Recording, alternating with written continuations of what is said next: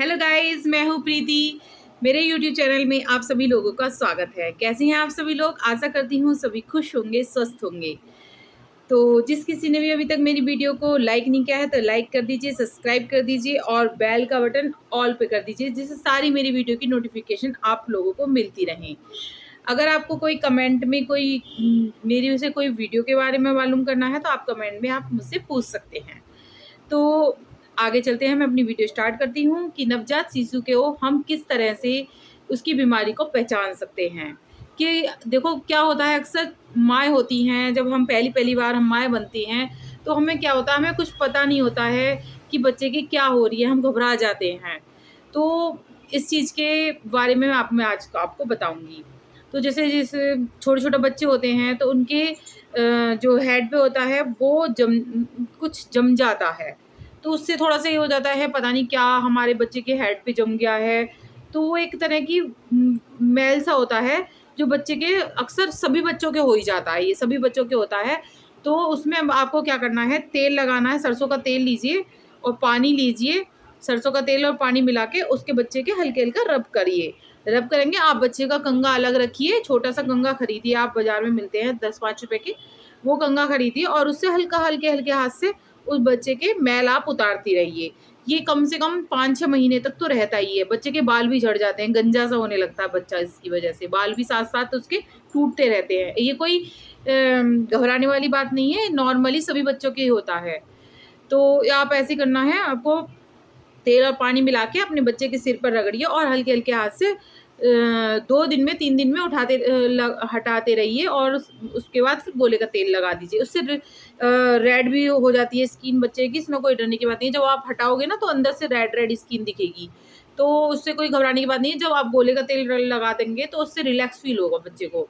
तो अगर आप ये जमते रहने देंगे तो बच्चे को इचिंग फ़ील होती है, वो थोड़ा-सा अनकम्फर्टेबल फ़ील करता है। तो ये ज़रूरी होता है कि इस बच्चे के जो सिर पे मैल जम गया है, वो आप हटाती रहिए, ठीक है? और दूसरी प्रॉब्लम हो जाती है बच्चे को, जैसे काली पॉटी आती है। जैसे बच्चा अभी जन्म लेता है, तो उसको क्या होता है कि काली पॉटी आनी शुरू हो जाती है। तो हम घबरा जाते हैं, बच्चे को इतनी काली पॉटी क्यों आ रही है? देखो, जब बच्चा जन्म लेता है, तो उसके पेट में जो होता है, माँ का खाना जो होता है, वो रहता है, क्योंकि उस टाइम काली ही पॉटी करता है बच्चा। उसके बाद धीरे-धीरे वो पीली होती चली जाती है। तो आपको क्या करना है, इसमें कोई घबराने की बात नहीं है। आप एक कपड़ा लीजिए, क्योंकि ज़्यादातर शुरू में बच्चों को एक कपड़े की तिकोनी बाँधी जाती है। तो आप चद्दर ले लीजिए कॉटन की हल्की-सी और उस चद्दर को फाड़ के छोटे-छोटे से रुमाल जितने पीस काट लीजिए और उसको फ़ोल्ड कर लीजिए तिकोनी टाइप, और उसको आप बाँध सकती हैं। बड़ी थोड़ी-सी बड़ी रखिए जितने बच्चे के आपके हिप्स हैं। उस तरह से आप उसको बाँध सकती हैं बच्चे को, और उसको बस साफ़ करिए और उसे फेंक दीजिए। उसे धोने की कोई आवश्यकता नहीं है। उसके बाद फिर जब पीली पॉटी आनी शुरू हो जाती है तो बच्चे को उसके बाद हाँ, आप नैपी उसके चेंज कर सकते हैं। दूसरे मतलब बाज़ार के नैपी उसके यूज़ कर सकते हैं। और ये नॉर्मली बात होती है। और बच्चे जैसे गैस पास करता है, एक अक्सर माँ ये भी देखती हैं कि बच्चा बहुत गैस पास कर रहा है, जाने क्या प्रॉब्लम है बच्चे को, बहुत ज़्यादा इसके गैस बनती है। तो ये भी कोई डरने की बात नहीं है, ये भी नॉर्मली होता है। जैसे कि बच्चा हवा होती है, हवा अभी बच्चे को दूध पीना ही, अभी तो कुछ भी नहीं आता बच्चे को, क्योंकि वो पैदा हुआ है, उसे खाना भी नहीं आता, पीना सब यहीं सीख रहा है। वो हवा जा रही है उसके मुँह में से, तो वो गैस के थ्रू, हवा के थ्रू निकल जाती है। जैसे दूध पी रहा है, दूध के साथ हवा जा रही है, वो सारी नॉर्मली उसके थ्रू निकल जाती अपने गैस के थ्रू निकल जाती है। तो इसमें भी कोई डरने की बात नहीं है, उससे बच्चे को कोई अनकम्फर्टेबल फ़ील नहीं होता। उससे बस ये है कि गैस पास होती रहती है, बच्चे की जो हवा होती है मुँह के ज़रिए जा रही है, वो नीचे से निकल जाती है। और और बच्चे की क्या-क्या परेशानियाँ होती हैं, जैसे बच्चे को थोड़ा-सा दूध उलटने की परेशानी होती है। जैसे बच्चा अ, कुछ खा रहा है, पी रहा है, क्योंकि छोटे-छोटे बच्चे होते हैं, उनका डाइजेस्टिव सिस्टम जो होता है बहुत ही कमज़ोर होता है। बहुत कमज़ोरी की वजह से डाइजेस्टिव सिस्टम बच्चा कुछ पचा नहीं पाता। तो आपको क्या करना है, बच्चे को एक तो पतला दूध देना है। माँ सबसे ज़्यादा ये ज़रूरी होता है कि माँ का दूध दिया जाए, क्योंकि माँ के दूध में इतनी शक्ति होती है कि बच्चे को जो आंतरिक जो बीमारी हैं उसकी, उनको भी कवर कर लेता है, और बच्चे को वैसे भी कंफर्टेबल फ़ील होता है माँ का दूध पीने से। तो आपको क्या करना है, अगर माँ का दूध दे सकते हैं तो माँ का ही दीजिए। अगर माँ का दूध नहीं उतर रहा है तो आप ऐसा कर सकती हैं कि बच्चे को कटोरी या चम्मच से डॉक्टर्स जो होते हैं ज़्यादातर वो बताते हैं कि कटोरी या चम्मच से। अगर कटोरी चम्मच भी नहीं है, आप बोतल आती हैं, स्टील की बोतल आती हैं, स्टील की वही कटोरी चम्मच जैसी ही होती हैं वो, स्टील की बोतल ले आइए या नॉर्मली बोतल उबाल के दीजिए आप। ज़्यादा मतलब गंदी बोतल आपको नहीं देनी है बच्चे को, उसे हर रोज़ बॉयल करना है, बल्कि 2 टाइम्स बताते हैं डॉक्टर कि 2 टाइम्स तो बॉयल करना ही है। तो आपको उस बोतल को सुबह और शाम 2 बार उसे बॉयल करना है पानी में, उसके बाद अपने बच्चे को देनी है दूध भर के। और जो दूध उलटने की बात होती है, बच्चों को नॉर्मली पता नहीं होती हमें कितना दूध पीना है। वो पिए जाते हैं, ना मदर को पता होती है, ना बच्चों को पता होती है हमें कितना दूध पीना है। तो इसका टाइम आप टाइम सेट करिए कि हमें 2-2 घंटे में इतना-इतना दूध देना है। थोड़ा-थोड़ा दूध दीजिए आप, पूरा उसको पेट को कवर नहीं होने चाहिए, नहीं तो उसको बच्चे को भी। अब जैसे हम हैं, अगर हम ज़्यादा खा लेंगे खाना-पीना तो हमारे क्या होएगा, हमारा डाइजेस्टिव सिस्टम परेशान हो जाएगा। तो हमें इतना इसी तरह बच्चे का है, बच्चे का तो और भी कमज़ोर होता है, हमारा तो फिर भी डाइजेस्टिव सिस्टम स्ट्रॉन्ग होता है, बच्चे का फिर भी कमज़ोर होता है। तो उसको क्या करना है आपको, थोड़ा-थोड़ा मिल्क दीजिए उसको और पतला मिल्क दीजिए। जैसे कि गाय का दूध सबसे सर्वोत्तम माना जाता है, माँ के दूध के बाद फिर गाय का दूध ही सर्वोत्तम माना जाता है बच्चे के लिए। तो आप गाय का दूध तो पतला वैसे भी होता है, तो थोड़ा-बहुत उसमें भी पानी मिलाना ही है। और भैंस का दूध है वो तो बहुत ही हार्ड होता है, उसके साथ तो बल्कि आधा दूध और आधा पानी मिलाया जाता है। तो आप अभी छोटा बच्चा है तो बोतल में बस इतनी क्वांटिटी रखिए, इतनी क्वांटिटी थोड़ी बहुत, बस छोटे बच्चे के लिए इतनी क्वांटिटी बहुत होती है। इतनी क्वांटिटी दीजिए, 2-2 घंटे में उसको मिल्क दीजिए। इतनी हैबिट मत डालिए कि बच्चा बहुत पिए, बहुत पीने के चक्कर में बच्चा उलट देता है। जैसे ही बच्चा दूध पीता है तो हमने कंधे पे उसको लेना है हल्का सा और उसको ऐसे थपथपाना है। उससे क्या होगा, उसको बच्चे को डकार आएगी, दूध नीचे की तरफ जाएगा। तो ये आपको करना है जिससे बच्चे की सेहत रहेगी।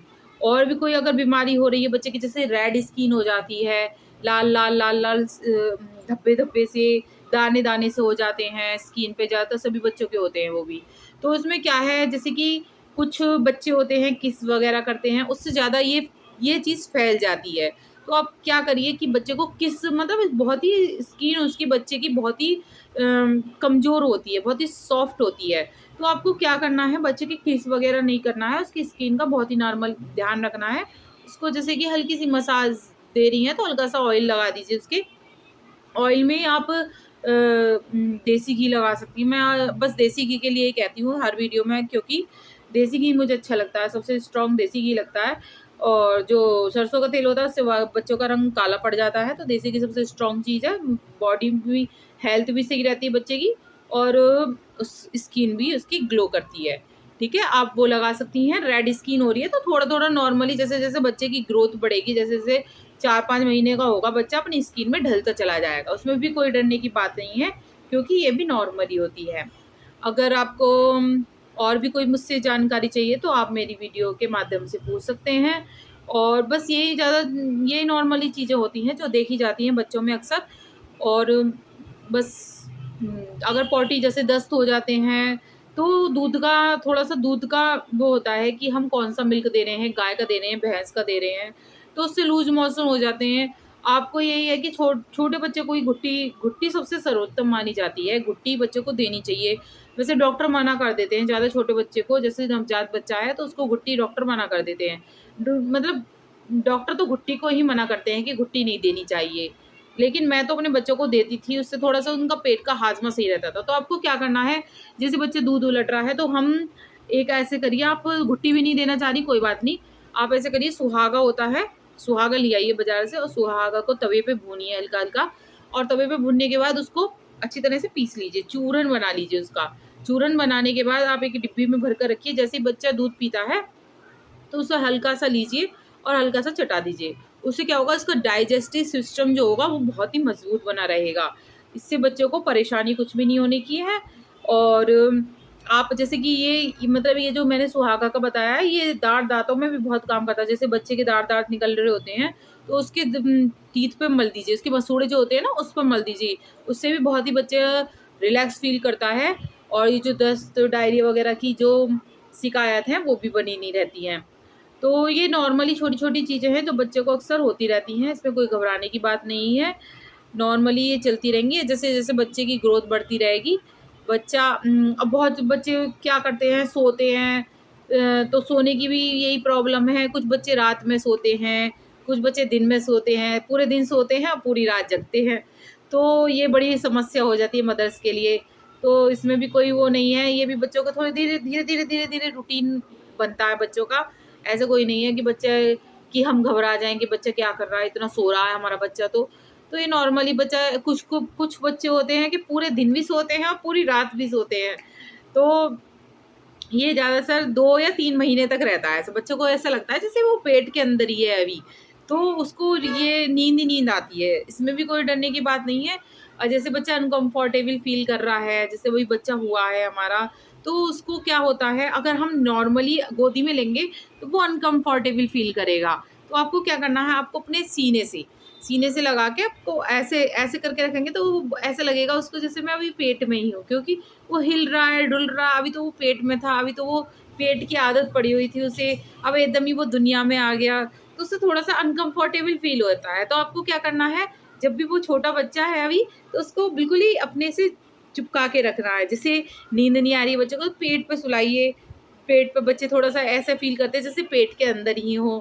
तो ऐसे कोई प्रॉब्लम नहीं है, बच्चों को ये सब छोटी-छोटी चीज़ें होती रहती हैं। अगर आपके बच्चे को और कुछ भी कोई परेशानी हो रही है, तो आप मुझसे पूछ सकते हैं, क्योंकि मेरे को भी थोड़ी कम नॉलेज थी जब मेरे बेबीज़ हुए थे। मुझे भी धीरे-धीरे आदत पड़ती गई और पता लगता रह गया कि कैसे-कैसे बच्चों में बदलाव होते हैं, कैसे-कैसे बीमारियाँ होती हैं, कैसे-कैसे हम उनको परेशानियों से दूर रख सकते हैं। और छोटे-छोटे बच्चे होते हैं, देखो गुलाटी भी खाते हैं, पलटी भी खाते हैं, जब 2-3 महीने के हो जाते हैं तो पलटी लेना शुरू हो जाते हैं।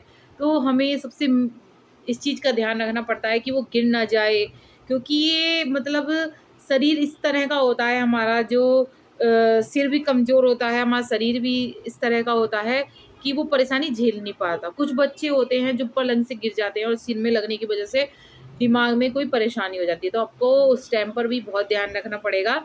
तो मैं आगे आपको इन वीडियो में बताऊँगी और भी बातें। तो आपको मेरी वीडियो अच्छी लग रही है तो लाइक कर दीजिए, सब्सक्राइब कर दीजिए और शेयर कर दीजिए। और सब्सक्राइब करके बेल का बटन ऑल पर कर दीजिए, जिससे मेरी सारी वीडियो आपको मिलती रहे। Thank you for watching. Bye bye.